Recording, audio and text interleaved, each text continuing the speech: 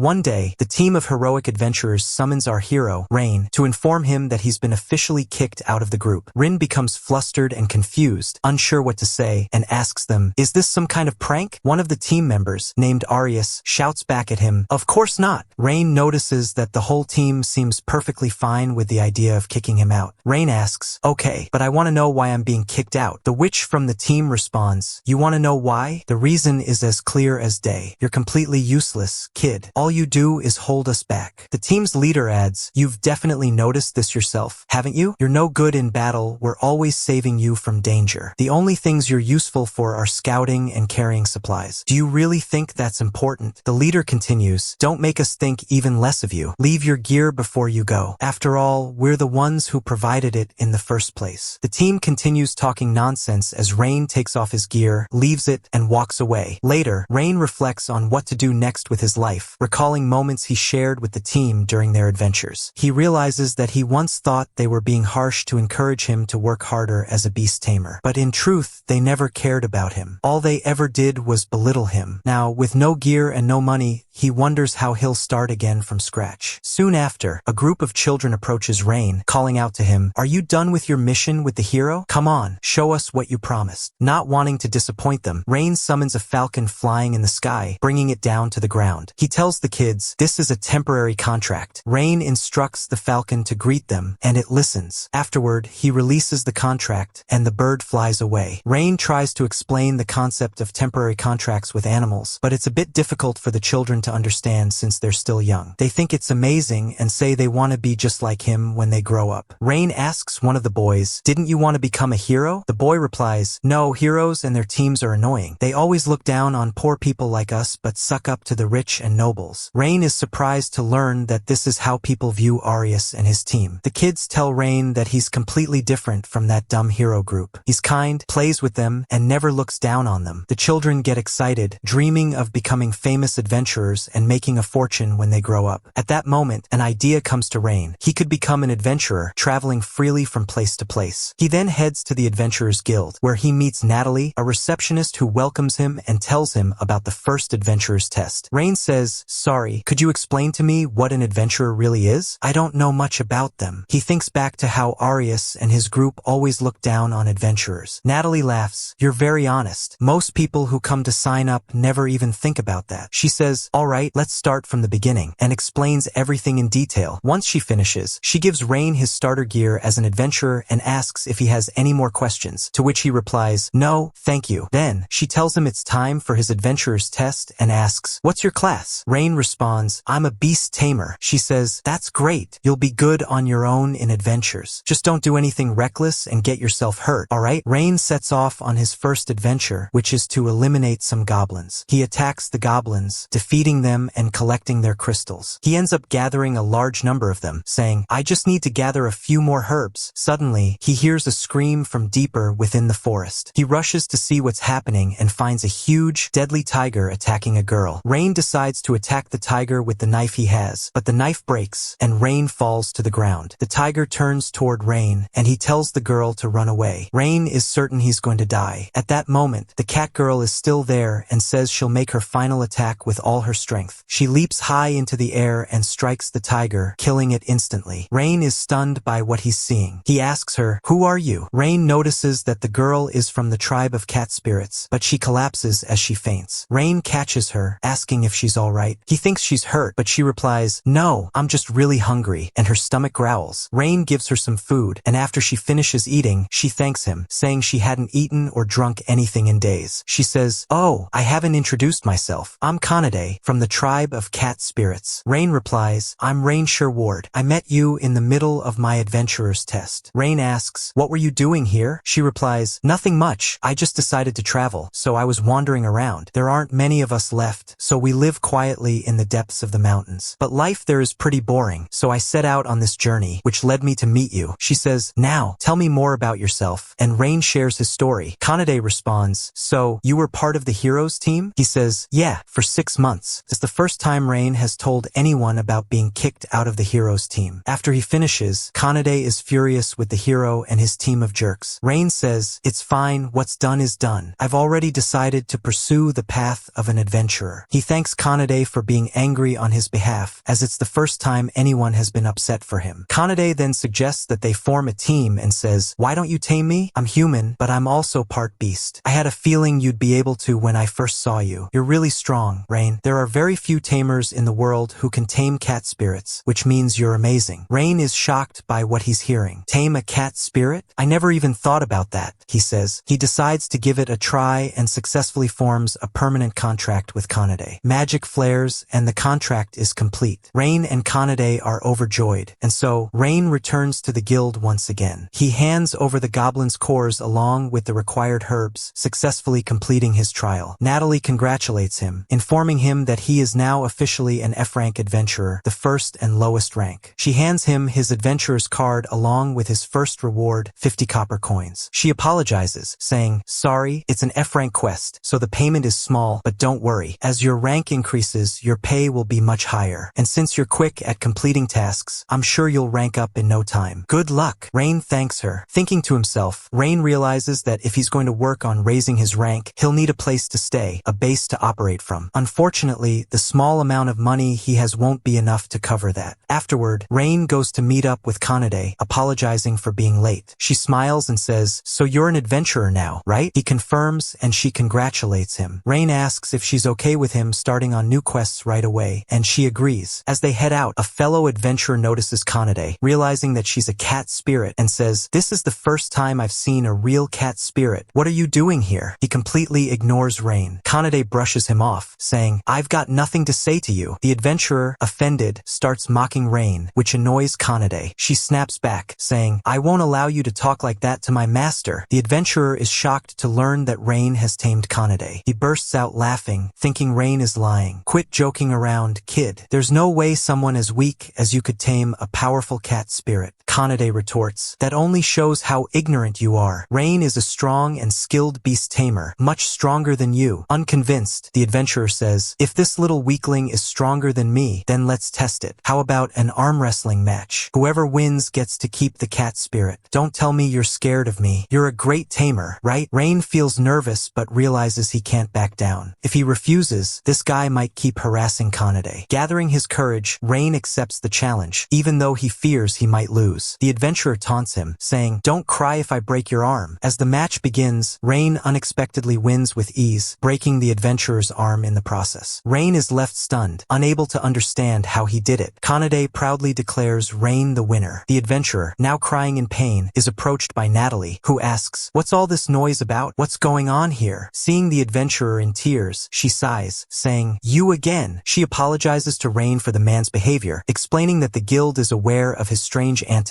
and that they plan to demote him as punishment. She assures Rain that she'll handle things from here and takes the adventurer away. Rain, still in shock, wonders how he managed to win. "I'm not supposed to be this strong," he mutters. Kanade explains, "You didn't realize, Rain? When you formed a contract with a powerful being like me, your strength naturally increased. As my master, you now possess the strength of a cat spirit." Rain is taken aback. "This is the first I'm hearing of this," he exclaims. Kanade, equally surprised, asks, "Really? You didn't know? In my homeland, very few tamers are strong enough to form contracts with high-ranking beings like me. It's a rare feat." Rain admits that no one in his country has ever tamed powerful beings, so he had no idea. Excitedly, Kanade urges, "Let's keep working hard together." But when she turns around, she finds Rain using the rabbits in the forest to quickly gather all the herbs he needs. Annoyed, Kanade pouts, "That's not fair. I wanted to help, not those rabbits." Just then, Kanade senses something strange in the forest. "Wait, do you hear that?" she asks. Rain grows serious. "What is it?" "I hear a scream coming from inside the forest," she says. They rush toward the source of the noise and find a group of bandits harassing an elderly merchant. The bandits sneer at him, saying, "Looks like your guards abandoned you as soon as they heard the Neon Fong gang was coming. How does it feel now?" The old man is, of course, terrified. It's Rain's first time hearing of the Neon Fong gang. Kanade, however, recognizes them. "I've heard a lot about them while traveling. This is dangerous dangerous. We need to go get help. Rain disagrees. No, we have to act fast. Otherwise, they'll kill him. There's no time. We have to stop them. Kanade, though hesitant, agrees. Rain suggests they split up. He'll take on the bandits while Kanade protects the merchant. They charge in, taking the bandits by surprise. Rain, now incredibly strong thanks to his newfound power, easily defeats them. Meanwhile, Kanade checks on the old merchant, asking if he's okay. Rain, filled with confidence, manages to beat all the bandits without breaking a sweat. However, Kanade worries that Rain's body might not be able to handle his newfound strength in the long run. As Kanade watches Rain fight, her concern fades. She realizes he's more impressive than she thought. After the fight, Rain asks, "Everything okay on your end?" Kanade nods. "Yes, the old man is safe." She looks at Rain in amazement. "You're incredible, Rain. You defeated all of them without any weapons." Rain explains, "I've been trained in martial arts to defend myself while taming beasts." The old merchant thanks them for saving him from a dangerous situation, but Rain, concerned, asks, "Isn't it dangerous for you to travel alone without guards?" The merchant sighs, "I hired guards, but they fled as soon as they spotted the bandits." The old man warns Rain, "You need to get out of here. This gang is dangerous. They kill anyone who crosses them." Rain contemplates this. Are they really that dangerous? He wonders. He tells the old man, "We need to stop them." Kanade and the merchant are shocked by Rain's statement. Rain searches for the remaining members of the gang. Kanade asks, "Are you sure about this?" Rain nods. "If they're really as dangerous as you say, we might be able to escape them, but the traitors and the weak won't stand a chance. They'll always be in danger, and I won't allow that." Kanade, still uncertain, says, "But we're talking about over 100 bandits. Isn't that too much for us?" Rain replies, "Not exactly. I have a plan that will make things a lot easier for us." Afterward, Rain and Kanade rent a room at an inn to stay in instead of camping in the forest, and Kanade is absolutely thrilled to have a proper bed. We also find out that after Rain and Kanade captured the bandits, they were summoned to the Adventurers Guild, and capturing the bandits was considered a major accomplishment. Rain was promoted from rank F to rank E and also received a large sum of money. Because of this, Rain and Kanade bought new equipment from the town and even celebrated with a fancy dinner. However, when they tried to get a room at the inn, they found that only one room was available. Rain wanted a separate room from Kanade, but they had no choice. They go to sleep, but Kanade stays awake, thinking to herself about how amazing Rain is for forming a contract with her. After all, even among the strongest types, cat spirits are incredibly rare. Many humans had tried to capture Kanade, but unlike them, Rain helped her, saved her, and treats her as a friend. A week passes smoothly with work going well. One day, Rain and Kanade are eating apples in the forest, and then they return to the guild, where Rain takes on a new quest. The mission is to defeat someone who prevents people from crossing the bridge unless they defeat him. Natalie asks Rain to accept the mission and get rid of this person, telling him that the quest is available for all ranks and the reward is 4 gold coins. As soon as Rain hears about the reward, he immediately agrees, and Natalie thanks him. Rain quickly sets off to complete the mission. When he reaches the bridge, he finds that it's huge, and Kanade is absolutely amazed by it. The bridge is called the First Step, and it's the only way to travel from the central continent to the southern continent. Kanade is in awe of the view surrounding her, telling Rain it's her first time seeing something like this. Kanade then asks Rain about the person they'll face, the one called the Watchdog. Rain thinks about who it could be, but says that everyone who's been defeated by this person refuses to talk about him, so he knows nothing and decides to remain on guard. At that moment, Kanade calls out to Rain, telling him to look. Rain turns to see a giant dragon flying above them, and both he and Kanade are terrified. The dragon descends to the ground and transforms into a girl from the dragon spirit race. The girl tells Rain, "I can sense power from the both of you. Fight me now." Rain is shocked to see the dragon become a girl. Rain asks, "Can I ask you something? Are you the watchdog who's causing trouble at this bridge?" The girl replies, "That's not my favorite title, but yes, I am. I'm Tanya of the powerful dragonkin, and I'm here for my training." Rain is surprised and asks, "Training for what?" Kanade explains that among the dragonkin, they have to undergo training when they turn 15 to grow stronger. Tanya says, "You're very knowledgeable, but I'm looking for someone strong, and I insist on fighting you both." Rain and Kanade have no other choice, and the battle begins. Rain blocks Tanya's first attack, and then she breathes fire at them. They manage to dodge, but the flames singe Kanade's tail. Kanade becomes furious and attacks Tanya with full strength. The battle between the two rages on fiercely, and Rain is amazed by the sight. He attacks Tanya, but she counters and throws them into the air, preparing a fireball to finish them off. Rain thinks that even with Kanade's newfound strength, they're still unable to defeat her. Tanya unleashes a powerful fire attack, but they manage to dodge at the last second. She tells them, "Impressive, you're the first two to last this long against me." Rain realizes how strong Tanya really is and tells Kanade to distract her for just 5 minutes because he's got an idea. Rain leaves Kanade and sets his plan in motion. The fierce battle between Tanya and Kanade continues. Rain's plan is to form a contract with a bird and send it to gather the other birds. When he returns, he tells Kanade, "Alright, it's all set. Leave the rest to me." Tanya declares, "I'll finally kill you now." Rain replies, "No, you'll kill them." Tanya looks up to see a massive flock of birds attacking her, irritating her until she manages to scare them off. She tells Rain, "You really think this is how you'll defeat me? Don't make me laugh. There's no way you can beat a dragonkin with such weakness." But at that moment, Tanya collapses, unable to stand and feeling dizzy, not understanding what's happening. The bird returns to Raina's shoulder, and he tells her that the bird is a special species called the Baito, whose shiny feathers are a sign that it's venomous. Rain explains that the massive dose of venom injected into her system is enough to take down even the dragonkin for a while. Tanya tries to stand but fails and admits defeat, saying, "Fine, I surrender. You win." Kanade is overjoyed that they've finally won. Rain tells Tanya, "Alright, come with us now." She responds, "Why? Are you going to sell me as a slave to another human?" Rain says, "Of course not. I just want to talk to you, and I need you to promise you won't cause any more trouble." She asks, "And what if I refuse?" Rain replies, "Then I'll be in big trouble." She agrees to listen and walks away. Rain reports back to Natalie that they completed the mission, and she's shocked. She tells Rain, "You're amazing. I knew you could do it. That's why I gave you the mission." She thanks them and says they'll receive the reward once they confirm everything. She then asks about Tanya, who's standing behind them, and Kanade, noticing the horns and tail, wonders if she might be from the dragonkin. Rain quickly says, No, just a girl we met while doing the mission." Tanya almost reveals her identity, but Rain quickly silences her and rushes her out of the guild. Outside, Rain tries to convince Tanya not to reveal her true identity to anyone to avoid causing problems in town. But Tanya just wants to find someone to fight, walking around eager to tell everyone who she really is. Rain stops her and takes her to the forest, explaining that she should never reveal her true identity. She apologizes for the trouble she caused and tells them she had completely forgotten. Rain tells her, "The decision we made for you is that you're free, but you need to stay away from this town as much as you can." Tanya asks, "Are you sure?" Rain replies, "Yes, fortunately, news about you hasn't spread, but you need to promise not to cause any more trouble." Then, unexpectedly, Tanya decides to join Rain and Kanade in their future adventures, becoming part of their team. Rain is surprised and asks why she wants to do that. Tanya explains that adventuring with them would be excellent training and also a lot of fun. Rain doesn't refuse the idea, and he asks Kanade what she thinks. She agrees as well. Tanya says, "Alright then, make a contract with me, Rain." Rain agrees, forming the contract with her, and everyone is happy. The scene shifts to the hero and his team, with the hero furious that he failed his mission in the forest after spending so much time there. The team feels the absence of Rain, but of course, the scoundrels won't admit it. At that moment, the hero suggests, "What do you think about getting Rain back on the team? We'll apologize and tell him we didn't mean to hurt his feelings. He's dumb and kind, so he'll come back right away. Once we finish our tough mission in the forest, we can ditch him again. What's the harm in that?" Meanwhile, Rain is exhausted, lying on the floor of the room while leaving the beds for Kanade and Tanya, and they argue about who gets to sleep on the bed first. And the next day, they start their first mission as a trio, which is slime extermination. We learn that slimes are F-rank monsters, and anyone can defeat them easily, so most adventurers don't care about them at all. But when these monsters spread, they destroy farmers' fields. Kanade feels disgusted by the slime because it's sticky, so Tanya tells her, "Don't worry, I'll take care of them with my fire quickly." The team searches for the slimes in the forest but doesn't find anything at all. After struggling for a while, Rain decides to use the birds to locate the slimes. Tanya and Kanade don't understand, and we see that Rain transfers his consciousness from his body to the bird's body, a magic skill also linked to beast taming. He speaks to them from the bird's body, leaving them shocked. But Rain explains the situation and the process he's using. They tell him, "You're really a genius, Rain." To which he responds, "Really? Most beast tamers know how to do this." But they reply, "Of course not." Rain flies off to search for the slimes and eventually finds that all the slimes are gathered in one place. Kanade wants to crush them with a giant rock, but Tanya stops her and says to Rain, "You can cast spells, right, Rain? Try it out." He replies that he could use very simple magic before. Tanya encourages him, saying, "Just give it a try. What do you have to lose? Shoot a fireball at the slimes." Rain hesitates, saying it's a weak spell, but she insists, "Go ahead and try." Rain finally tries his magic and is surprised to to find that it's incredibly powerful, wiping out all the slimes at once. Both he and Kanade are shocked, with Rain saying, "What just happened?" Tanya explains, "Just as I expected. Your contract with Kanade gave you incredible physical strength, and your contract with me gave you abilities from the Dragonkin like the fireball and enhanced flame breath using magic. The magical power of the Dragonkin is the second highest in the world, and now that power has settled inside you." Rain is stunned to realize that he now possesses the second highest magical power in the world. More slimes gather again, and Tanya sees this as a good chance for Rain to practice his magic casting. She and Kanade cheer him on, and Rain gets excited, asking Tanya to teach him how to best use magic. Rain spends the whole day practicing fire magic on the slimes. Afterward, they return to the guild. Kanade and Tanya wait outside while the children play with them. Rain returns and tells them, "We got a really big reward this time." They go shopping afterward, enjoying themselves a lot, and later they have a delicious meal together. While chatting, Tanya asks Rain, "Where did you learn beast taming?" Kanade adds, "I wanted to ask you the same question." Rain says, "I don't think it's that interesting. You probably wouldn't like it." Tanya insists, "No, come on, tell us." Rain explains that he learned beast taming in the village where he was born. The whole village was full of beast tamers, and both his mother and father were tamers as well. That's why he spent most of his time learning how to tame beasts and even insects. He describes the village as small and beautiful, with no name but a wonderful place nonetheless. But unfortunately, his hometown no longer exists, leaving Kanade and Tanya saddened. They apologize, saying, "We didn't know it was such a sad story. We're sorry." Rain reassures them, "It's okay." They explain that they just wanted to know more about him but didn't mean to upset him. Rain replies, "It's fine. Since we're friends, I actually want to tell you more about me." He continues, explaining that the disaster happened when he was 12 years old. His parents were very busy that day, so they weren't watching over him while he trained. Rain spent the whole day practicing beast taming on the village outskirts until evening when he suddenly saw the village on fire. Realizing something was wrong, he rushed back to the village. When he arrived, the entire village was in flames, and he was the only survivor of the monster attack. Soon after, adventurers arrived, having heard of the trouble, and they took him with them. They placed him in the inn of one of their friends, and Rain had to work every day to earn his living, doing whatever he could to survive. That was his life for years, until exactly 6 months ago, Rain met the heroes team, led by Arios, who was assembling his team at that time. Arios invited Rain to join them, and of course, Rain agreed immediately, thinking that being part of the heroes team would allow him to make a difference in the world. But the truth was far different from what he imagined. In reality, Arios was just using him all along. Rain apologizes to Kanade and Tanya, saying, "I'm sorry the story got so dark. I must seem really pathetic now, right?" But Kanade comforts him, encouraging him by saying, "You're amazing, Rain. You just want to help people. That's not pathetic at all." Tanya tries to console him as well, saying, "You're very kind, but you're also way too shy. But that's not a bad thing either, and we're proud to have you with us." Rain is happy to have become friends with Kanade and Tanya. Tanya, still furious with the heroes team, declares she wants to destroy them if she ever sees them. Kanade feels the same way, but Rain tries to calm them down, and they all continue enjoying their time together. The next day, they start a new difficult mission, fighting orcs, which are stronger and smarter than goblins. They compete to see who can kill the most. Rain reminds them to be cautious and aware of their surroundings, to which they respond, "Don't worry." Tanya, full of confidence, says, "I'm Tanya from the Dragonkin. There's no way I'd lose to a pack of orcs." She charges ahead recklessly, with Kanade running after her, shouting, "Wait up!" Thanks to the strength of Tanya and Kanade, the orcs start fleeing, but the team easily finishes them off. However, one orc pretends to be dead, and when Tanya approaches, it knocks her to the ground and is about to attack. In her fear, she blasts it with fire, killing it, but another orc is about to strike her from behind while she's still on the ground, unable to react. Rain blocks the attack, taking a blow to his arm. In the same moment, Kanade rushes in, hitting the orc in the face, finishing it off. Tanya, worried about Rain, checks on him, but he reassures her, "Don't worry, I'm fine," healing himself with magic. He tells her, "See, I'm okay. Don't be upset." But Tanya feels guilty and apologizes, and Kanade asks if he's truly okay. Rain confirms, "Yes, I'm fine. Don't worry about me." He suggests they gather the monster cores and head back back quickly. They return to the guild, and after receiving their reward, Rain asks Kanade where Tanya is. Kanade explains that she was here a moment ago but seemed a little down, and she felt like Tanya needed some time alone. Tanya is, in fact, sitting alone by the bridge, clearly upset, reflecting on how she messed up and caused trouble for Rain. Just then, a little girl approaches her and greets her, asking, "What did you beat today?" Tanya replies, "I didn't really do anything." The girl says, "Are you hurt? If something's bothering you, you should always say it right away. That's what my mom always tells me." Tanya smiles and says, "Your mom is very wise." The girl responds, "She is, but she keeps making me eat my vegetables," causing Tanya to chuckle. "Thanks for checking on me, but I'm fine now," Tanya reassures her. The girl beams and says, "Great, see you," and runs off. Rain arrives soon after and checks on Tanya, who apologizes to him. He reassures her again that everything's fine, calming her down. They return to the inn and sleep. In the morning, they head out on their new adventure, but just then, Rain encounters the hero's team, his old party. Rain was shocked, and Arios, the hero, said, "I haven't seen you in a while, Rain. How are you doing now?" Rain looked tense and didn't reply. He simply told Tanya and Kanade, "Let's go home," and they started walking away. Arios called out, "Wait, don't be so harsh. We were teammates, after all. We're really sorry. We should have been kinder to you." Rain became even more agitated, and Tanya said, "From what I understand, you're supposed to be the hero's party, right?" Arios was about to tell her to mind her own business when he noticed they were both from the powerful races. One a cat spirit, the other a dragonkin. Two from the powerful races? What are you doing here? Kanade answered him, "What do you see? We're Rain's friends." Arios was stunned, replying, "Impossible." He continued, "Oh, I get it. So the talentless Rain chose to serve you both as well, right?" Kanade grew more enraged and warned, "Don't you dare insult our master Rain." The hero's party was dumbfounded, not understanding why they were so arrogant when they themselves were not that impressive. The witch sneered, "How could trash like Rain have possibly trained creatures from the powerful races?" Rain interrupted, "You came here to make me an offer, didn't you?" Arios nodded, "Yes, this is something beneficial for both of us. You know about the Forest of the Lost, right?" Rain replied, "Yes, my last job was the preliminary exploration and preparing to face the monsters of that forest." Arios explained, "When we faced them, they were tougher than we anticipated. The path inside the Forest of the Lost keeps changing, pushing you further off course, and the monsters are more than the four of us can handle. We ended up retreating after the first week. That's why, Rain, I'm asking you to help us complete this mission." Rain was shocked by their audacity. Arios continued, "Your creatures would make it easier to transport supplies and explore." Rain, full of anger, responded, "Do you really think I'll agree to this nonsense?" Arios arrogantly answered, "It would be an honor for you to contribute to the hero's party. Isn't that right, team?" The knight chimed in, "Sure, Rain may be useless in combat, but he has a few benefits." The rest of the party echoed these demeaning sentiments. The witch added, "You should be grateful we're letting someone as useless as you return." It was infuriating how confident they were despite being so despicable. Arios then said, "You heard them, Rain. You'll help us, won't you?" Rain snapped back, "No, go ask someone else." He told his party, "Let's go." But the healer from the hero's team tried to guilt trip him, saying, "What we're doing is necessary to save the world." She explained, "Deep in the forest is a noble artifact crucial for defeating the cursed beast king, called the Shield of Truth." Rain responded, "Really?" Arios confirmed, "Yes, we forgot to mention it." The healer added, "Without that shield, we'll never defeat the cursed beast king, and the monsters will spread their corruption across the land." Rain recalled his childhood and thought about how important it was to prevent the monsters from returning, or history would repeat itself, bringing destruction everywhere. He remembered his village burning, but also remembered how poorly the hero's party treated him. After considering both sides, he agreed, "Fine, I'll help you." Arios smugly responded, "You should have agreed from the start and saved us the trouble." The team continued to insult him, saying, "Now let's head to our base and discuss the details." But Kanade and Tanya stopped them. Kanade said, "I don't like any of this, but since Rain agreed, I won't object. However, you all need to apologize to Rain first." Arios replied, "What are you talking about? I already apologized." Kanade insisted, "No, we need a real apology." Tanya added, "You kicked Rain out, and now you're asking him for a favor? The least you can do is apologize properly. Get down on the ground and beg for his forgiveness." The hero's party was shocked, and Tanya continued, "What's the problem? If it were up to me, I'd blast you with my fire, but I know Rain wouldn't like that, so I'm holding back. That's why I expect you to get your empty heads down and apologize." Arios, full of arrogance, barked, "You want me, the hero, to grovel? Don't be ridiculous. I'm the hero Arios, and you want me to kneel before this weakling? Where does this kid get his confidence? He runs away from every danger he faces." Arios then grabbed Rain by the collar and said, "You're far too lenient with your pets, Rain. You need to keep them in line. He continued mocking Kanade and Tanya, laughing at them, and his team laughed with him. Finally, Rain had enough. He punched Arios so hard he sent him flying to the ground. The hero's team was stunned. Arios, still in his delusional hero role, shouted, "How dare you strike me?" The hero, Rain, replied, "I'll do it again if I have to. Kanade and Tanya are my closest friends. Mock them again and you'll pay the price." Arios, now furious, challenged Rain. "Fine, how about we settle this with a fight once and for all? Let's see which team is stronger, yours or mine." Rain agreed. "Let's do it." The first match was between the knight and Kanade, the second between Tanya, the witch, and the healer, and the final match between Arios and Rain. The scene shifted to the fight between Kanade and the knight. He said confidently, "Good, I've been wanting to fight one of the powerful races anyway." Kanade, filled with excitement, replied, "I'm going to beat you until you properly apologize to Rain." The knight smugly said, "There's no reason for me to apologize. The hero's party doesn't need weaklings." Kanade, furious, charged at him with incredible speed. The knight couldn't handle her strength and was clearly outmatched. She ridiculed him for his weakness, and the knight tried to justify himself, saying, "We need Rain for now, but don't blame me if I kill you." Kanade laughed. "Bring it on. I've only been using half my strength. Now I'll use all of it." The knight was trembling with fear, clearly on the verge of breaking down, and wondered why someone so strong would serve someone as weak as Rain. Kanade told him, "You still don't get it. Rain is stronger than all of you combined, you trash." With one powerful strike, she defeated him, ending the first battle. The scene shifted to Tanya's fight. She said, "I thought I'd be fighting the hero, but I guess I'll leave the fun for Rain." The witch and healer retorted, "Watch how you speak about Arios." Tanya replied, "I meant you two are way too weak for me to take seriously." The fight began with magic spells, but Tanya effortlessly nullified their attacks with a flick of her finger. The witch and healer were stunned, and Tanya laughed at their incompetence. "Did you really think you could beat me like this?" They tried attacking again, but Tanya easily dispelled their magic once more. They kept trying, but all their spells failed, leaving them helpless. Tanya mocked, "You thought you could get away with insulting my master? Think again." She began gathering immense magical energy for a devastating attack, and the witch and healer were terrified, on the verge of tears. Just before releasing her attack, Tanya stopped and laughed. "I was just messing with you." But it was too late. They had already fainted from fear. The scene shifted to Rain's fight with Arios. Arios sneered, "You're a fool, Rain, to face me, the hero. You, a lowly beast tamer, rejected my generous offer, and worse, you dared to strike me. I'll make sure you regret this." But Rain wasn't listening to his pointless rant and quickly attacked. Arios managed to dodge the blow. Arios said, "You idiot, I was talking just now," Rain replied, "and I don't want to listen to your endless blabbering." Arios, annoyed, charged at him with his sword at lightning speed. Rain dodged every attack, even though they were incredibly fast. He kept evading, focusing, and waiting for the right moment to strike. Rain could sense that Arios wasn't as strong as expected for a hero, unlike when he fought Tanya. Rain grabbed Arios' arm, blocking his attack, and said, "Is that all you've got?" Arios was stunned. "You blocked my attack." In that instant, Rain struck him again, making Arios bleed from his mouth. Arios was baffled, unable to comprehend where Rain had gained all this power. As the fight continued, Arios asked, "How do you know how to fight like this?" Rain responded, "You want to know? This is the strength of a beast tamer, the same power you mocked before. I gain power through the contracts I form." Rain told him, "You'll never defeat me in a fair fight." And with another powerful strike, he added, "Admit your defeat, Arios." Desperate, Arios used magic and attacked Rain with lightning. Rain dodged again, and Arios sneered, "You're truly an idiot, Rain. Did you forget my skill? I'll burn you to ashes, useless beast tamer." Arios unleashed his magic on Rain, but Rain countered with fire, effortlessly blocking the attack. Arios was left in shock. Arios continued with his baseless arrogance, but at that moment, Rain used the power of his wasp familiar to paralyze Arios, making him collapse to the ground, unable to move. Rain said, "Now it's time for me to unleash my fury on you." Arios begged for mercy, but Rain struck him with all his might, completely wrecking him. Rain felt relieved and overjoyed as Kanade and Tanya arrived at that moment. And then we find Rain's team entering the Lost Forest for their new adventure, searching for the shield. They quickly become disoriented, and mushrooms are everywhere. Kanade starts to get bored and says, "Yeah, it really is dark here, even though it's daytime." Tanya, getting frustrated, suggests, "How about we just burn the whole forest down?" Rain responds, "Of course not. You know we can't do that. This forest is an essential part of the ecosystem." Tanya backs off, Okay, I was just kidding. But seriously, the shield is here, right?" Rain confirms, "Yes, the shield of truth, which only the hero can wield, is in this forest." forest. Looking at the map that Ario's team had drawn, Rain says, "This is absolutely useless." Tanya agrees, but says, "We still have to find the shield, no matter what." Rain nods, "That's our job right now." We then flash back to the time right after Rain's team defeated Ario's group. Arios and his team apologized to Rain, and Rain forgave them. After that, Arios gave Rain information about the shield's location, explaining that it's guarded by a monster deep in the forest. He also stressed how important the shield is for defeating the cursed Beast King. Arios urged Rain to retrieve it quickly, emphasizing that, as the hero, he knew the world's fate was at stake. Kanade and Tanya both felt like Arios was trying to boss them around again, and Kanade, irritated, said, "I really doubt your apology is genuine." Rain calmed them down, saying, "It's fine. We've already accepted the mission." Returning to the present, Rain is now contemplating his next move. Kanade asks, "Are you really going to help that hero? I really don't like the idea." Tanya adds, "You don't need to help those idiots. I could defeat the cursed Beast King on my own." Rain reassures them, "I appreciate your concern, but we still need that fool Arios. He's the only one who can defeat the cursed Beast King." They reluctantly agree, but say, "We're only doing this because you're way too nice, so we have to look out for you." Kanade adds, "I'm glad you always act with such honesty and integrity." Rain thanks them for their trust. Tanya then points out, "Too bad you don't really know how to use this map, right?" Rain replies, "Don't worry, we're just going to change our course." He then calls for his bird familiar, which comes to him, and Rain tells them, "I'm going to merge with the bird like last time. You protect my body while I scout." Rain's soul leaves his body, and he explores the forest, noting how vast it is. He realizes that even though the path is hidden, he can pinpoint it. After finding the way, he returns to his body. Tanya asks, "Did you find the path?" Rain responds, "Yes, thankfully." The group cheers up and heads down the path. After a while, Tanya says, "We've been walking for ages and still haven't found anything." Kanade asks, "How much longer till we get there?" They stop and realize they're back at the spot where they marked their starting point with a stone. Kanade teases, "Looks like you led us the wrong way after all." Rain responds, "I don't think so. I shared my info with the other birds. If I made a mistake, it's unlikely they all did too." Tanya interjects, "I think we're on the right path as well, but there's some big secret in this forest that we don't know about." She adds, "Wait a second, let me check something." She uses her magic and glowing orbs appear, guiding the team through the forest. They follow the orbs until they reach a tree known as the illusion tree. Tanya explains that this tree's magic causes people to lose their way repeatedly. She asks Kanade, "Can you destroy this tree? If we remove it, we'll be able to find our path." Rain objects, "Isn't there a way to break the barrier without destroying the tree?" Tanya replies, "The barrier is too strong. I can remove it, but it will take a long time." Kanade insists, "But if we waste time, that idiot hero will make fun of you, Rain, and I won't let that happen. So let me just destroy this tree quickly." As Kanade prepares to attack the tree, a voice suddenly tells them to leave the place immediately. Kanade hesitates, feeling a surge of fear, and stands frozen. They keep hearing the voice ordering them to leave, but they can't figure out where it's coming from. At that moment, a fairy emerges from the tree, leaving the team stunned. We learn that these fairies are among the strongest and have magical powers far greater than even the dragon folk. Additionally, the last time humans saw a fairy was 2 years ago. Fairies view humans as enemies because humans have destroyed forests to harvest resources. After tensions escalated, the fairies retreated into the deep forests and mountains to keep humans away. Because of this, fairies harbor a deep hatred for humans. Rain tries to talk to the fairy, but she repeats, "Leave this place and go quickly." He replies, "I just want to talk to you." The fairy sternly responds, "Leave now, or I will crush you in seconds." Frightened, the group quickly runs as far as they can. Once they are safe, Kanade says, "Good thing she didn't chase us." Kanade wonders aloud, "Aren't fairies supposed to be kind and gentle creatures?" Rain explains, "Yes, but it's strange that she even revealed herself. I think she did it because I'm human." Tanya adds, "So you're saying there's more to this than just that?" Rain agrees, "Yes, I think it happened because we got too close to the barrier." Tanya nods, "Yeah, she appeared when Kanade tried to destroy the barrier." Rain starts thinking about why the fairy was so aggressive. Tanya dismisses the concern, saying, "Whatever happened, it doesn't matter. She caught us off guard before, but this time we'll be ready. I'll block her spells, and Kanade will destroy the tree. That way, we won't have to deal with her anymore. Right, Rain?" But Rain disagrees. "No, I think it's better if I try try talking to her again. Tanya and Kanade are both shocked. Tanya protests. How? She wasn't interested in talking at all. Kanade adds, yeah, it's not safe at all. Rain convinces them and they eventually agree to his plan. Rain approaches the fairy again. She repeats, leave this place. He replies, we're not your enemies. We just want to talk. But the fairy insists again, leave now. Rain continues, we didn't come here to harm the forest. We just need to complete a task and then we'll leave. The fairy points her magic at him, saying, if you don't leave, I will destroy you. Rain bravely responds, attack me if you must. The fairy is taken aback by his response. Rain adds, do whatever you want to me, but please don't harm my teammates. The fairy warns, in that case, I will destroy you right now. She conjures magical arrows aimed at finishing him off in seconds. Kanade and Tanya try to intervene, but Rain stops them, assuring them, don't worry. He thinks to himself that he can endure one attack but won't back down. The fairy launches the arrows, and they pierce his body, leaving wounds all over, but he remains still. The fairy asks, why aren't you running? Rain responds, I told you, all I want is to talk, nothing more. Surprised, the fairy says, so you let my attacks hit you just to earn my trust? She continues, I don't understand. Are you really a human, like the ones who stole and defiled our land? Rain answers, yes, I'm human, but not all humans are like that. There are many kind humans too. I only hope you can trust me. But the fairy doesn't listen and attacks Rain again. But this time Kanade and Tanya pull him back and block the attacks themselves. The fairy is surprised and stops her arrows quickly. Kanade tells the fairy that Rain is not a bad person and asks her to believe her. They go on telling her about all the good things Rain has done for them and how he's a kind person. The fairy becomes convinced and dispels her magic. She says to Rain, you're really a strange human, and lands on the ground, offering her hand to help him up. She asks him for his name, and he replies, Rain. She then introduces herself, I'm Sora. I'll listen to what you have to say. Rain explains his story to her, and Sora says, so you're looking for the shield of truth for the hero, is that it? Rain replies, yes, but the problem is this barrier is in our way. Sora tells him, I'm the one who created this barrier. Rain then asks her, could you please remove it so we can pass? She cuts him off and says, of course not. The barrier keeps people from reaching the fairy village, and I can't risk putting my companions in danger. Tanya jumps in and says, I feel like you're working with the monster. Sora replies, there's no monster in this forest that has the shield you're talking about. The team is stunned, and Sora explains that the only thing in the forest is the path leading to the fairy village, and the fairies are the ones protecting the shield of truth. Kanade asks, so, what's this monster story then? Tanya says, I'm sure someone spread the wrong information. Sora says, if this shield is important to defeating the cursed beast king, then I'll give it to you. One moment. She opens her dimensional bag, takes out the shield, and hands it to them. The team is thrilled to have the shield and complete their mission. They thank Sora, and Rain asks her, is there anything we can do to repay you? She replies, no need. I was just doing my duty. Kanade then says to Rain, let's head back to the city and hand over the shield. Rain agrees, and they thank Sora again. As they're walking away, Rain suddenly stops, feeling like something's wrong. He goes back to Sora and asks, Sora, is something bothering you? I don't know what it is, but that's just my feeling. Even if it's a small thing, I'd like to hear it from you. Since you gave us the shield of truth, I want to help you too. Sora hesitates and says, actually, before stopping herself, thinking that revealing it could endanger them as well. She finally says, no, there's nothing. Rain reassures her, don't worry. Even if it's dangerous, I don't mind helping you. Tanya adds, don't worry. This is just how Rain is, always too nice for his own good. So why not give us a chance to help you? We're strong too, you know? Sora then says, since I consider you trustworthy, I'll tell you everything. She explains that she has a younger twin sister named Rona, whose personality is completely different from hers, but they've always been very close. Originally, there were multiple paths leading to the fairy village and multiple barriers in the world. Sora and Rona were tasked with maintaining the barrier that protected the path to the Forest of Lost. It was a boring job, but they were always happy to do it together. One day, however, they were forced to leave the barrier for a short time. That's when they encountered a monster who works for the cursed Beast King's army. They tried to escape back to the barrier, but the monster chased them. They were forced to fight it, but failed to defeat it. The monster then captured Rona and took her away. Rain is surprised that the monster was strong enough to overpower even the fairies, and Sora tells him that the monster is the Shadow Knight. Rain says, now I get it. The Shadow Knight is a Class G monster, which makes it a powerful creature, even able to defeat the strongest races. It also has an ability to negate all magic attacks. In short, only physical attacks can hurt it, which makes the fight with fairies completely unfair. Sora explains that the Shadow Knight ordered her to remove the barrier, and in exchange, he would release Rona. Rona, but Sora refused to put the rest of the village in danger. She went to the village leader for help, but he told her that it would be better to abandon her sister for the safety of the village and that it was their fault for leaving the barrier unguarded in the first place. At this point, Rain comforts Sora and tells her that he will save her sister. He gently reassures her while she cries. Rain asks Sora where the knight is and she tells him, over there in that area, and Rona is there too. Rain says, alright, leave the rest to us, and they head out to rescue Rona. Sora tells them, I must come with you, but Rain responds, you can't. If he realizes you broke your deal with him, he might kill Rona. I know you're worried about her, but please wait here. She replies, alright, I trust you all, but please fight cautiously and take good care of yourselves. They go to the Shadow Knight's location and find him sitting there with Rona tied up in a tree above. The team prepares and attacks the knight all at once. Rain hurls a fireball at him, but the knight remains completely unaffected and says, magic spells are useless against me. You know that. Rain and Kanade rush to attack him physically, and Rain says, but maybe I can at least distract you, right? The knight notices Rain's strength and says, what's this power? Could it be, are you the hero? Rain replies, comparing me to him is an insult. The knight says, so you're not the hero, yet you still dare challenge me, knowing I serve the cursed beast king. What's your purpose here? Tell me. Rain responds, I don't have to answer you. The knight continues, I see. This is all for the fairy, isn't it? I must execute punishment for betrayal, mustn't I? He's about to finish Rona with his sword, but Tanya quickly blocks the attack and frees Rona, saying to Rain, Rona is safe with me now, as she flies off with her. The knight becomes furious and says, you won't escape me so easily. He's about to attack Tanya and Rona when Rain and Kanade intercept him, telling him, don't forget about us. Kanade tells Rain that she and he should distract the knight while Tanya gets Rona to safety. Rain agrees, yes, the plan worked, but unfortunately, we haven't defeated him yet. He thinks to himself, even with Kanade's strength, we're barely holding our own against him. The Shadow Knight grows enraged, saying, don't underestimate me, you insects. He launches a powerful attack that devastates the entire area around him, but Kanade and Rain manage to dodge it. Rain tells Kanade that he'll pin down the knight, and she should strike him with all her strength to finish him off. Rain then looks for Arbai bees and makes a contract with them, charging into battle alongside them to paralyze the knight. He thinks to himself, maybe paralysis won't work on the Shadow Knight, but I have no other choice. The bees swarm the knight, and Rain casts a strengthening spell on Kanade. She feels an immense surge of power and attacks the knight, finally taking him down. Kanade is overjoyed and says to Rain, what did you just do to me? I felt an incredible power all of a sudden. Rain explains, it's a unique spell for Tamers. Basically, it temporarily boosts your natural abilities. I couldn't use it before, but Tanya's magic helped support me and made it possible. Tanya then arrives and reassures them that Rona is safe, although unconscious, but otherwise fine. She also says, that strengthening spell is a lost magic. How did you manage to cast it? The team celebrates their success in saving Rona. Rona wakes up and asks, who are you? Rain replies, we're your sister's friends. She asked us to rescue you. You're safe now. They take Rona back to Sora, who is overjoyed that Rona is safe, and she thanks the team for rescuing her. Everyone is happy at this moment, but Rona and Sora say that they now have to leave the area immediately because the villagers abandoned them when Rona was in trouble, and no one came to help her. Because of that, they can't live among them anymore. Rain tells them, you need to be careful. The forest is full of dangerous monsters like the Shadow Knight. Rona explains that they've been isolated from the outside world for so long that they didn't know anything about the situation. Kanade says, what do you think about coming with us? She and Tanya try to convince them to join their team, and Tanya says, the decision is up to Rain, our leader. At this moment, Rain agrees and everyone is happy. Rona and Sora then say, now you need to make a contract with us too. Rain is shocked and they tell him that since he already has a contract with Tanya and Kanade, they also want to be of benefit to him. Rain agrees and makes a contract with them too. But Rain is completely exhausted from making contracts with two powerful beings at once and is about to collapse. Rona and Sora catch him and ask, are you alright? Rain replies, yeah, it's just a bit of dizziness. They tell him, lean on us for support. Later, Rain goes to deliver the shield to the worthless hero while his team watches from a distance. Rain presents the shield of truth to the hero, who is shocked and asks, what's going on? The hero says, that's strange. It's only been 2 days since you left. Rain responds, yes, and we completed the mission in just 2 days. The foolish hero stands up and says, impossible. It took us a whole week and we still couldn't get it. This shield must be fake. Rain tells him, if you think that, then go ahead and examine it. The healer uses appraisal magic on the shield and confirms that it's indeed real. Everyone is stunned, and the worthless hero wonders how they could have succeeded succeeded so quickly. The hero looks over at Rain's team and sees Rona and Sora, saying, "There are some new faces here. They look like kids." Rain tells him, "That's none of your business," and thinks to himself that he asked Rona and Sora to hide their wings because if people found out there were fairies in a human settlement, it could cause panic in the whole area. Rain then asks the hero, "Where's the reward you promised?" The hero retorts, "You go straight for the money, huh?" Rain takes the money and says, "Alright, 20 gold coins as agreed," and leaves. At that moment, the knight stops Rain and asks, "Wait, do you want to rejoin our team?" Rain is shocked, and the foolish hero yells, "Are you insane? Who gave you permission to do that?" The knight responds, "Yes, this is my idea, but recent events prove we really need Rain. He even passed through the Forest of the Lost, something we couldn't do together." The knight offers Rain to rejoin their team, but of course, Rain refuses the offer and leaves with his team. But we see that the worthless hero remains bitter and jealous of Rain and vows to destroy him. Later, Rain tells his team the legend of the hero and the cursed Beast King when they ask if it has to be the hero who defeats the Beast King. The team convinces Rain that he's growing stronger all the time, and in the end, he'll be the one to defeat the cursed Beast King himself. They all laugh and feel very happy. In the morning, the team wakes up and goes to have breakfast. Tanya tells Rain that he needs to get new equipment to match his current strength. Rain tells them that he has plenty of money from the last job with the hero, so he's okay with getting new gear. He thinks to himself that he needs new equipment to become stronger and protect his friends. After that, Rain goes with the team to the market to buy equipment. However, Rona and Sora are very nervous and scared of being around so many humans, fearing someone might discover they are fairies. Rain reassures them, but Sora says that even though he reassured them, they are still scared. Rona mentions that they have been isolated from real life for a long time, but then they notice that Tanya and Kanade are mingling very well with the humans and interacting with them normally. At that moment, some kids come over and start joking with Rain. Rona almost reveals her true nature in front of the children, but Rain and Sora stop her. Rona then asks them why they stopped her, saying that when someone asks her to perform, she must oblige immediately. Sora reminds her that if she uses magic, her wings will appear and their identity will be revealed in this town. After that, they arrive at the best weapon shop in town, although it looks very run down from the outside. When they enter, they find an old dwarf who is the shop owner. Rain tells the dwarf that he is looking for a weapon and a suitable shield for himself. The old dwarf tells him to choose whatever he wants. Kanade whispers to Tanya that the dwarf looks very scary, and Tanya responds that dwarves are known for being very grumpy. Rain searches the shop for a suitable weapon and thinks he now understands why the shop is famous in the city, because the owner is a dwarf blacksmith. He keeps looking until he finds a dagger that he likes. Tanya tells him that just a dagger isn't enough. He needs a more impressive weapon. Rain replies that he is used to using daggers. When Rain opens the dagger, Kanade is also impressed, but Rain senses something very strange about it. At that moment, another customer enters and tells the old dwarf that he is the best blacksmith in the city and that he wants the best and most expensive weapon. He places a pouch of silver coins in front of the dwarf. The old dwarf gives him a very beautiful sword, and the customer is very happy, takes it, and leaves. Rain goes to the dwarf and asks if the weapon he just sold was really the best he had. The old dwarf looks at him sharply and asks what he means. Rain tells him that the sword is just a beautiful showpiece but would be very weak in actual battles. He also mentions that all the weapons in the shop seem to be the same, implying that the dwarf might be hiding something. Tanya, Kanade, Rona, and Sora are surprised by Rain's words, but the old dwarf smiles, laughs, and tells him that he has an excellent eye. He admits that Rain is right. All the weapons he made in his free time are the ones displayed, and none of them are special. Rona exclaims that this is 100% true deception. The old dwarf then shows Rain a magnificent collection of swords, and Rain is amazed by their high quality. Rain asks the dwarf why, if he can make such amazing weapons, he treated the previous customer like a fool. The old dwarf explains that it was a test of passion. Nowadays, people earn money and come to buy good weapons without considering their individual skills or weapon preferences. They even discard the finely crafted weapons if they can't use them well. For us blacksmiths, the weapons we make are like our children. It would be selfish if I wanted only good people to use them. The team understands the old dwarf at that point. The dwarf then asks Rain how he could distinguish the weapons. To the dwarf, all the weapons seem excellent to mislead people. Rain tells him that he doesn't know exactly, but it might be because he is a beast tamer. When taming an animal, he observes it carefully and learns all its behaviors, making him suspicious of everything, not just because of the situation with the dwarf. The old dwarf tells Rain that he likes him and that from that moment on, Rain will be one of the people for whom he will craft special weapons. Rain is very happy, and Kanade and Tanya tell him that he is as amazing as ever. The old dwarf then tells Rain that he has a problem. He doesn't have any materials to make weapons at the moment. He needs a certain rare metal. Rain then goes to the guild and gives the request to Natalie to assign someone to find the metal for him. After that, Rain and the team also go to find the metal so the old dwarf can make him a weapon too. They head towards the mine and are getting very close to it, enjoying themselves. Kanade comments that it feels like they are on a picnic, but Rona and Sora are exhausted from walking and are completely worn out. They rest for a while on the way, and since it's very hot, they go to the lake to relax for a bit. The girls enjoy themselves in the lake while Rain rests under a tree and falls asleep. After that, they set off again towards the mine, finding the situation at the tunnel very suspicious. Kanade asks Rain if they are going in, and Rain tells her to remember that they talked about the metal in the mine suddenly disappearing. He thinks that there might be thieves stealing it and that they could be inside right now. Rona suggests they go in and catch them. Suddenly, the thieves appear, and Tanya and Kanade fight them. Rona and Sora then use their magic to gather information from the thieves' memories. They tell Rain that they are a large group of adventurers and that there are 5 more besides the 2 they dealt with. Rain and the team prepare to enter the mine, and he tells them that it seems there is a beast tamer with the adventurers inside because they knew their location through the bird that was flying near them a while ago. And then they all enter the cave. One of them says to his men, "Our guys still haven't returned yet. This is a problem. They must be dead for sure. They're not coming back." The other one replies, "All right then, we need to go out and finish them off ourselves." Suddenly, without any warning, a huge fireball attacks Rain, but Rona and Sora manage to block it with their magic easily. The other girl in the group tries to launch another fireball, but they block it effortlessly as well. They manage to restrain the 2 girls in the group. Kanade then goes and attacks the other 2 men, taking them down and tying them up, leaving them aside. Only the leader remains. Rain then asks him, "So who are you exactly?" He replies, "It's none of your business, but I'll tell you that I work under the blacksmith Gantus, and I will never surrender to you no matter what happens. I'll defeat you right now." They fight for a while, but the guy can't do anything against Rain. He says, "No way, I'm not giving up yet." Then he summons a huge beast called Behemoth, which is a rank B monster. They are all very surprised because there's a significant enmity between humans and monsters, so how could he tame it so easily? Rain responds, "Yes, taming such a magical beast usually requires an enormous amount of magical power." The guy says, "Well, if you don't know what I did, I'll tell you. I managed to tame this beast since it was 10 years old, so it can adapt to me." Then he commands his beast to attack Rain. The beast charges at Rain, knocking him down. As the cave starts collapsing, Kanade grabs all her friends and they rush outside. The beast continues attacking Rain, preparing to deliver the final blow, but Kanade intervenes at the last moment and saves him. She says, "Look, no matter what you say, I'm here to fight with you whether you like it or not." Rain replies, "I don't need you. I can fight on my own without you. I don't want you involved in this." But he asks her, "Can you capture that guy while I deal with the beast?" He's the one controlling it. The beast attacks Rain again, but this time he dodges its strike, saying to himself, "I've figured out its moves. It can't hit me anymore, but I still need to act quickly before the entire cave collapses." Meanwhile, Kanade manages to capture the guy. Rain then says to him, "All right, tell your beast to stop attacking or we'll kill you." But the guy refuses and orders his beast to finish Rain off. The beast attempts several times to kill him but fails each time. Rain thinks to himself, "There's only one way left. I'm not sure if it'll work, but it might cost me my life." The beast charges at him again, but Rain manages to stop its movement completely. The guy asks, "What did you do to my beast?" Rain replies, "I've managed to tame your beast for myself. It's normally impossible to steal someone else's taming, but since I'm strong enough, I can do things like this." The tamer says, "Impossible. I've never seen anything like this before," and orders his beast to attack Rain with all its might again. The beast becomes confused and doesn't know what to do, then gets frustrated and tries to attack its tamer. But Rain intervenes and saves him just in time. Using his fire power, he kills the beast before it can strike him down. Afterwards, they all regroup, and Rain says, "We've interrogated all the captives. They all admitted they got their weapons from Gantus. Since he tricked them all, they decided to get revenge by stealing the metal he uses to forge his weapons, so he couldn't make more." They go to the old man and he says, "I know I've done a lot of wrong things in my life and fooled many customers because I never liked them, so I know I'm a failed blacksmith and you don't need to tell me that." Rain replies, "I know you're a failed blacksmith, but you still have time to correct your mistakes. We all make mistakes, but a true failure is someone who can't fix them. The strong and good ones are those who can fix their mistakes and start anew. The most important thing is that you learned from your errors." The old man says, "I can't believe a boy your age is giving me advice, but you're right. I made mistakes and I'll start a new chapter chapter, and the beginning will be your sword, the first one I make for you. Rain says, alright, I also need you to make me a dagger and some gloves. Meanwhile, we return to Alice, who is choosing someone from his group. He rejects one of the applicants for the role. The applicant asks, why did you reject me? Alice replies, didn't you tell me before that you're a beast tamer? How can you only tame one animal? You wouldn't be able to do anything on your own. The man replies, no, I can tame bigger types like bears and birds. Alice says, look, you can't tame more than that. The applicant asks, is there anyone who can do more than that? The man replies, no, it's impossible. No one can do that. Alice says, that means you're much worse than him since you can't do that either. Look, buddy, we need someone who can fight alone. I'm sorry to say, but you won't work for us at all, and you failed all the tests. Then he talks to the girl beside him and says, bring the next one. She replies, sorry, that was the last applicant. He's shocked and says, that means all the applicants were just failures. None of them were good enough.